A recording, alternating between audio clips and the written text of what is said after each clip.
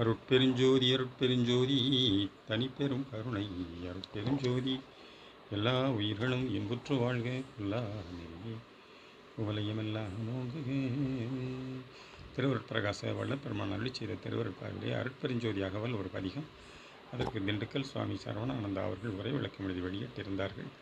தலைப்பு எண் 224 தனி அன்பு.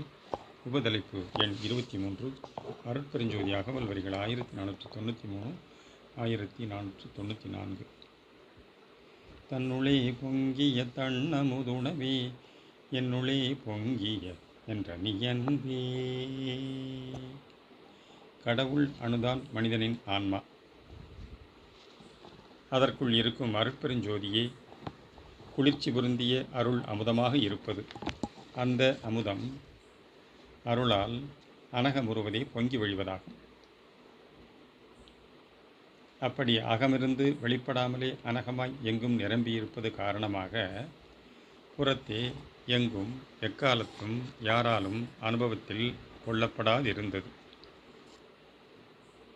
இப்போது ஆன்ம இயற்கையாகி அன்பு நிரம்பி தனி அன்பென ஆகி அனுபவப்படத் தொடங்கிய போது அதுவே கடவுளின் அருளமுதமாக அனுபவமாகின்றதாம். அருட்பெருஞ்சோதி அமுதபதி எங்கும் பூரணமாக இருக்கின்றதுவே உண்மை. அதாவது ஒவ்வொரு ஆன்ம சிற்றணுவிலும் கூட நம் பதி அருட்பெருஞ்சோதி தனிப்பெரும் கருணை மயமாய்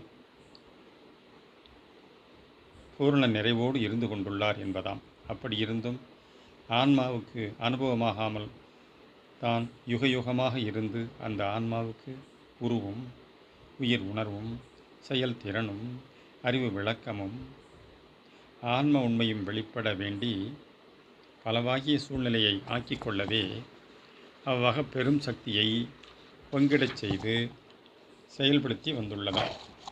அந்த கடவுள் ஆன்மாவுக்கு தன்னையே அறியும் தன் ஞானம் ஏற்பட்டுள்ளது இம்மனித வடிவின் சூழலால் தான்.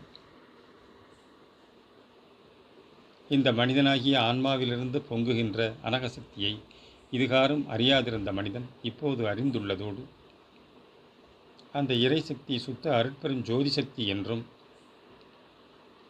அதனை அறிவால் ஏகதேசம் அறிந்தால் மட்டும் அனுபவப்படாதென்றும்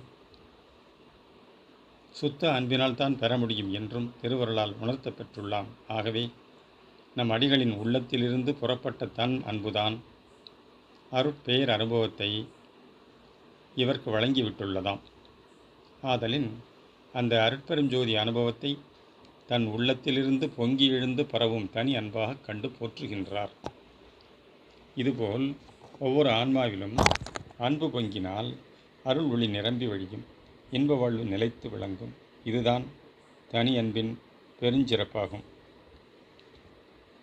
அன்பின் அனுபவப் பொருள் முத்தேக சித்தி நிலையே ஆம். இந்த அனுபவம் முன்பு எக்காலும் உண்டானதில்லை, திருவருளால் இப்போதே வெளியாக்கப் பெற்றுள்ளதாம். தலைப்பு அன்பு திரிதேக சித்தி அனுபவமே என்பது தலைப்பு. மனிதனின் இறை உண்மை இந்த அன்பு என்ற சொல்லில் அனுபவப்பட உள்ளதை இன்று சுத்த சன்மார்க்கத்தால் அறிந்து கொள்ளப்படுகின்றது. தேகமாகிய காயம் ஆகாயம் நிரம்பியுள்ளது. அவ்வாகாயம் அல்லது ஆகாசம் அகரமாய் உள்ளது. இத்தேகத்திற்குள்ளீடாய் இதற்கு அடிநிலை ஆதார பொருளாய் விளங்குவது ஆன்ம அணுவாகும். இந்த ஆன்ம அணுவில்தான் கடவுளின் சச்சிதானந்த ஆற்றல் முழுவதும் அடங்கி நின்று வெளியாவதாம். இதுவே நம் தமிழின் முடிந்த எழுத்தாம் நகரமெய்யாக கொள்ளப்படுவது. எனவே இன் என்பது கடவுளான்மாவாகும். இக்கடவுளான்மாவே இம்மனிதனின் தலைநடுவுள் பகர வடிவ பீடத்தில் உகர உயிர் ஆகிய ஐமை இயல்போடு செயல்படுகின்றதாம்.